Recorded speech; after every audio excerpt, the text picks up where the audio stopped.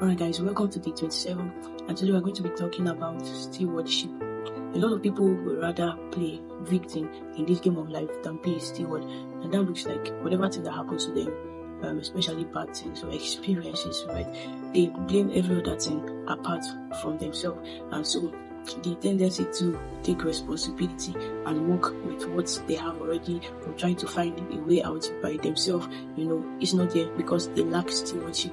And so the life that they live is a life of victimhood, right? They are always the victim, they barely take responsibility for whatever is in their hands or whatever is happening to them, whether it's their fault or not, right? So we're going to be learning, what stewardship really is and how we can develop that. Now, a steward is not an owner, right? He's a manager. And so a steward is someone who has been entrusted with something valuable to care for, to grow, or to use it well.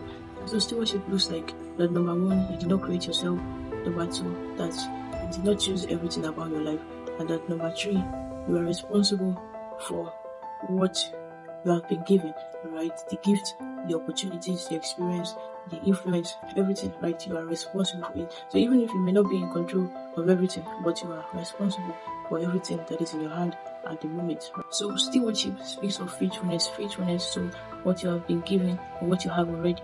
And so if you're not able to properly steward what you have already, right, you're not prepared for more clarity, for more impact, or for more responsibilities. And so that vision that you have will require that you are committed or faithful to the level that you are at the moment. And just like the way you think you would treat yourself or you treat that responsibility where you get it right or where you get it, you should also, in the same manner, treat the things or treat the place where you are, with the same diligence and faithfulness. So now, how to be a steward, right? The first thing is acknowledging responsibility, right? Not just blaming other things. Acknowledge responsibility, take responsibility.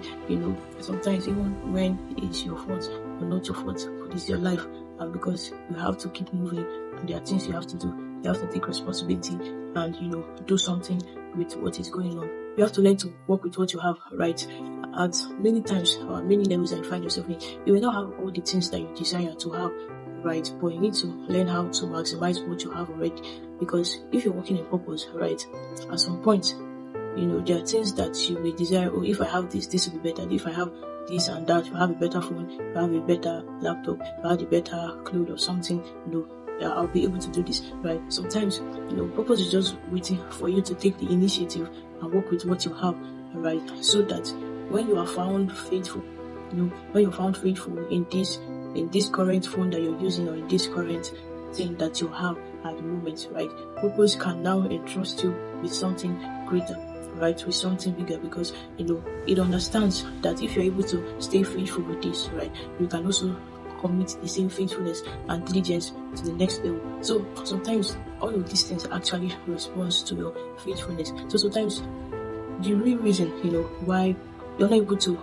get those things that you have, you should think about how you're treating the things that you currently have, right? If you begin to treat them with intent and faithfulness and same commitment, then the chances of you getting those other things are much higher, right? So these are just basic principles of life that if you are faithful in little, more will be given to you. The third one is what I just talked about, being faithful in small things, right? And the truth is that if you're not able to be faithful in small things, you're not going to be faithful in big things. No matter how you say it or no matter how you imagine it, that, oh, don't worry, when I get there, I'll be able to do the work, I'll be able to, commit to it, I'll be able to do better, when I get there. It starts now, right? Not when you get there. So what you do when you get there is determined by what you do now that you're here, right? So before you get there, you need to show some level of stewardship. And then lastly, stewardship also requires that you think long term, right?